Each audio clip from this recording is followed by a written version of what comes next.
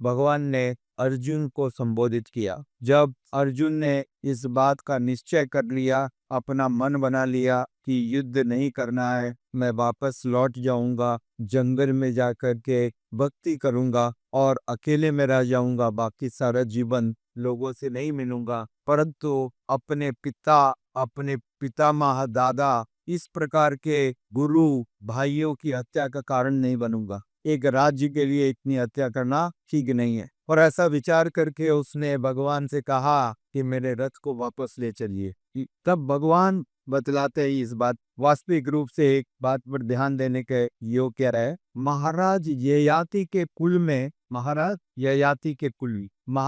देवमीर हुए। महाराज देवमीर के दो पुत्र थे, एक थे पर्जन्य महाराज और एक थे महाराज सूरसेन। पर्जन्य और सूरसेन। महाराज पर्जन्य के 5 पुत्र हुए, 5 सन्स। उनका नाम था उपनंद, अभिनंद, नंद, सनंद, नंदन। ये 5 पुत्र थे महाराज पर्जन्य के। तो महाराज पर्जन्य ने जब शरीर को त्याग दिया तो वास्तविक रूप से उनके ज्येष्ठ पुत्र उपनंद को राजा बनना था, परंतु उपनंद ने यह स्वीकार कर दिया। ये देखिए दूसरा उदाहरण, वो भगवान की भक्ति में इतने तल्लीन थे, उन्होंने कहा नहीं मेरे को नहीं बनना है राजा, छोटे भाई को बना। छोटे भाई ने कहा मेरे को भी नहीं कहा। तो अब नंद महाराज की बारी है और उनको यह भार स्वीकार करना पड़ा। इस प्रकार से नंद बाबा वहां के गए से जगन्नाथ बलदेव सुभद्रा ही नंद बाबा जो है इस प्रकार से वहां के मुखिया बने। और उनके दूसरे पुत्र महाराज सूरसेन के 10 पुत्र हुए, 10 सन्स। इनके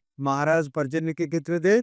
5। और महाराज सूरसेन के 10 पुत्र। और उन 10 पुत्रों में वसुदेव जी एक हैं। उन 10 पुत्र और उनकी 4 पुत्रियां थी। 10 पुत्र और 4 पुत्रियां। उनकी 4 पुत्रियां थी कुंती, श्रुतिकीर्ति, श्रुतिसेवा और श्रुतदेवा। ये 4 पुत्रियां थी, 4 डॉटर्स। तो हम इस बात को समझिए, वसुदेव जी उनके पुत्र हैं। उन वसुदेव जी के पुत्र कौन है? कृष्ण। ठीक है, उन वसुदेव जी के पुत्र कृष्ण है। और साथ ही साथ उन वसुदेव की बहन कौन है? कुंती महारानी, जिन कुंती का विवाह महाराज समझिए। और महाराज पांडु के पुत्र हैं पांडव। प्रिय समझ में रहे ली, महाराज पांडु के पुत्र हैं पांडव। और पांडु की पत्नी है कुंती। और कुंती किसकी बहन है? वसुदेव की। ठीक है, वसुदेव और कुंती दोनों किसकी संतान है? महाराज सूरसेन। ठीक है, और महाराज सूरसेन किसके पुत्र हैं? देववीर।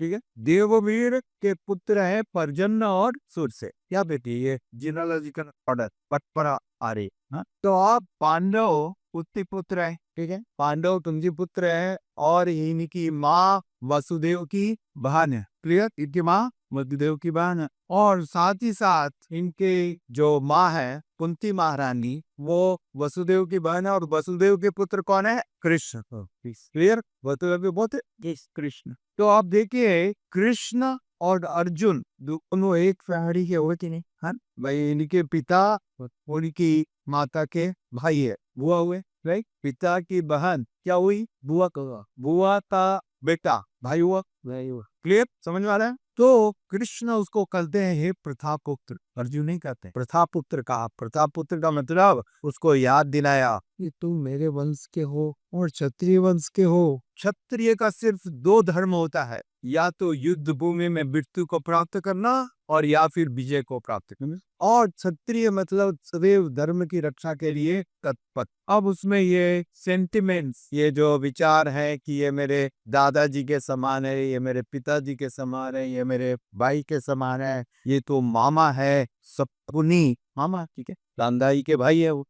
तो ये मामा है, ये चाचा है, इनकी हत्या होगी तो ठीक है, होगी। यदि कोई धर्म के विरुद्ध है तो, और साक्षात भगवान वहां उपलब्ध है, साक्षात श्री कृष्ण है, तो शास्त्रों का निदर्शन है धर्म तो साक्षात भगवत प्रणीता। जो भगवान कहते हैं वही धर्म है। तो जब भगवान साक्षात कह रहे हैं कि भाई युद्ध करो, तो आप क्यों अपना हित विवेचना करें? क्या आपको ज्यादा बुद्धि है? शास्त्र का निदर्शन, शास्त्र का निर्णय क्या आप विस्थापित कर सकते हो? ये उचित है या अनुचित है? साथ ही साथ आपको अपनी चिंता और ये मेरा नाम ठीक रहना। इतिहास अरे आपका राम क्या ठीक है। इस प्रकार के सेंटिमेंट से नाम ठीक नहीं करता है। भगवान के आदेश को मानने वाले का नाम ठीक करता है। बाकी सब दुर्गति को प्राप्त करेंगे। बाकी सब कितना भी महान हो, यही तो रामायण और महाभारत का निष्कर्ष है। कोई कितना भी महान हो, रावण का महान नहीं था। इतना पराक्रमी, सूरवीर, शक्तिशाली, वेदों का ज्ञान था, इतने बड़े ब्राह्मण का पुत्र,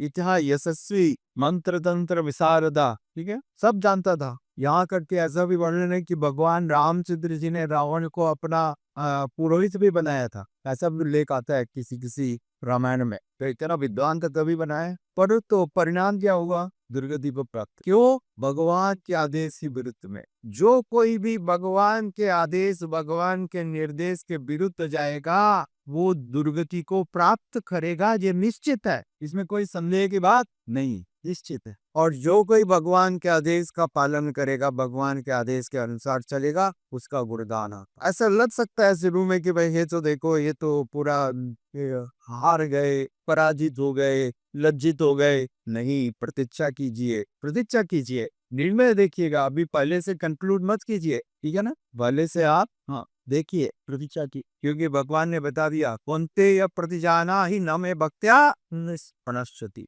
एक कुंती पुत्र घोषणा कर दो, मेरे भक्त का कभी कोई हानि नहीं होने वाली, ठीक है। तो भगवान निश्चित रूप से उसकी रक्षा करने वाले ही हैं, इसमें किसी प्रकार का संदेह मत की। तो भगवान ने अर्जुन को प्रताप पुत्र करके संबोधित किया, जिससे अर्जुन को इस बात का बोध हो कि हम एक ही परिवार के हैं। और ऐसी मन में दुर्बलता, भगवान इसको कहते हैं हृदय दौर्बल्य। क्या कहते हैं?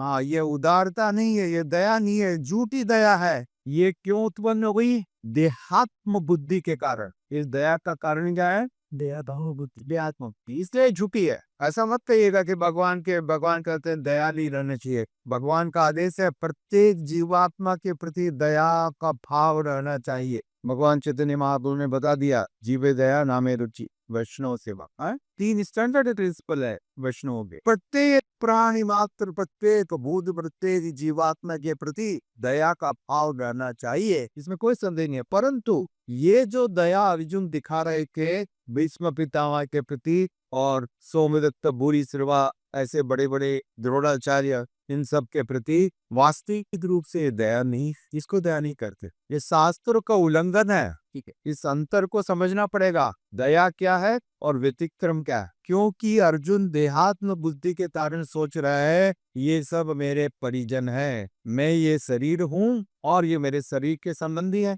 यही हुआ ना, ये सब मेरे शरीर के संबंधी। परंतु आप तो शरीर नहीं हो, आप एक आत्मा हो, शरीर के अंदर बैठी हुई एक आत्मा, और वो भी शरीर के अंदर बैठे हुए आत्मा। और इस आत्मा का बाप कोई नहीं है एकमात्र कृष्ण को छोड़ के। आपके शरीर के बाप अलग हो सकते हैं, उनके शरीर के बाप अलग है, उनके शरीर के बाप अलग है। वो सब आपके शरीर के बाप है, उन्होंने आत्मा को जन्म नहीं दिया।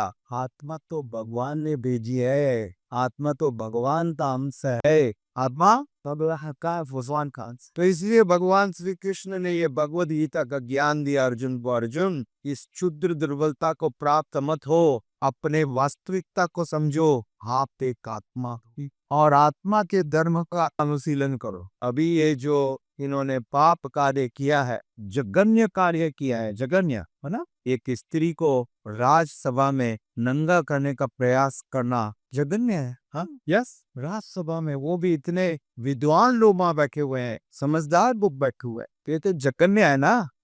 तो अब इसका कोई क्षमा नहीं होता, इसमें कोई भाई भतीजावाद नहीं चलेगा, कोई राजनीति नहीं है।